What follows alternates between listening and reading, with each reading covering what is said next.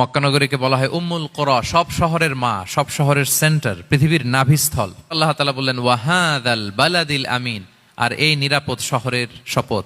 এই শহর দ্বারা মক্কা শহর উদ্দেশ্য, কারণ রাসূল সাল্লাল্লাহু আলাইহি ওয়াসাল্লাম তখন মক্কায় ছিলেন, মক্কা নগরী। এই শহরের পূর্ব নাম ছিল বাক্কা, এবং আল্লাহ তাআলা বলেছেন মান দাখালাহু কানা আমিনা, এখানে যে প্রবেশ করবে সে নিরাপদ। হেরেমের মধ্যে কিন্তু কাউকে আক্রমণ করা যায় না, কোনো খুনিও যদি ঢুকে যায় অ্যাটাক করা যাবে। তো জাহেলি যুগে এমনটা ঘটতো, কারোর সাথে কারো শত্রুতা হলে, ধরেন যে একজন তার বাবাকে হত্যা করেছে, তো সে তাকে পেয়েছে, ওই লোক বাঁচার জন্য দৌড়াতে দৌড়াতে হেরেমের ভিতরে ঢুকে যেত, কারণ সে জানে যে হেরেমে ঢুকলে সে আমাকে মারবে না। তো পরে সে যখন হেরেম থেকে বেরোতো, আবার তার সাথে যুদ্ধ শুরু হতো। এবং এই শহরের এত মর্যাদার কারণ হচ্ছে সাইয়েদনা ইব্রাহিম আলাইহিস সালাম, তিনি আল্লাহর কাছে দোয়া করেছিলেন যে রব্বি জাআল হাযা বালাদান আমিনা, হে আল্লাহ আপনি এই শহরকে নিরাপদ করেন।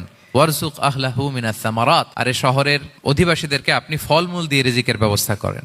এখনো দেখবেন যে সারা পৃথিবীতে যেই ফল নাই, মক্কাতে ওই ফল আছে। সারা পৃথিবী থেকে ফল ওখানে যায়, এবং মক্কার নেইবরিং সিটি তায়েফ, সেখানে অনেক ফল উৎপাদিত হয়, এখানে আসে। নিরাপদ শহর বালাদান আমিনা। এবং আল্লাহর হাবিব সাল্লাল্লাহু আলাইহি ওয়াসাল্লাম বলেছেন যে এই মক্কা শহর আমার সবচাইতে প্রিয় শহর।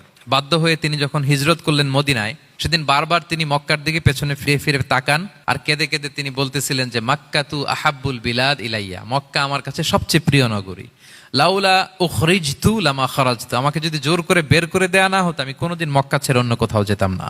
আল্লাহর হাবিব সাল্লাল্লাহু আলাইহি ওয়াসাল্লামের সবচেয়ে প্রিয় শহর ছিল মক্কা, এবং এটা আল্লাহর হাবিব সাল্লাল্লাহু আলাইহি ওয়াসাল্লামের জন্মস্থান। মাকান মাউলিদির রাসূল, রাসূল সাল্লাল্লাহু আলাইহি ওয়াসাল্লামের বিলাদাত হয়েছে এই শহরে। এবং এই শহরকে আল্লাহ বলেছেন মাসাবাতান লিন্নাসি ওয়া আমনা, মানুষের মিলনস্থল, কেন্দ্রস্থল। সারা পৃথিবী থেকে মানুষ ওখানে যায়। আপনি যে রমাদানে যদি মক্কায় যান, আল্লাহু আকবার, লক্ষ লক্ষ উমরা পালনকারী সেখানে, ইউরোপ থেকে, আফ্রিকা থেকে, অস্ট্রেলিয়া থেকে, এশিয়া থেকে, সারা পৃথিবীর মানুষের মিলনস্থল। ওখানে গেলে আপনি দেখবেন মাসাবাতান লিন্নাসি ওয়া আমনা, নিরাপদ জায়গা এবং মানুষের মিলনস্থল। এটা এখানে এমন মসজিদ আল্লাহ রেখেছেন কাবা ঘরের চারদিকে, এটাকে বলা হয় মসজিদুল হারাম, যে মসজিদে 1 রাকাত সালাত পড়লে 1 লক্ষ রাকাতের সওয়াব হয়।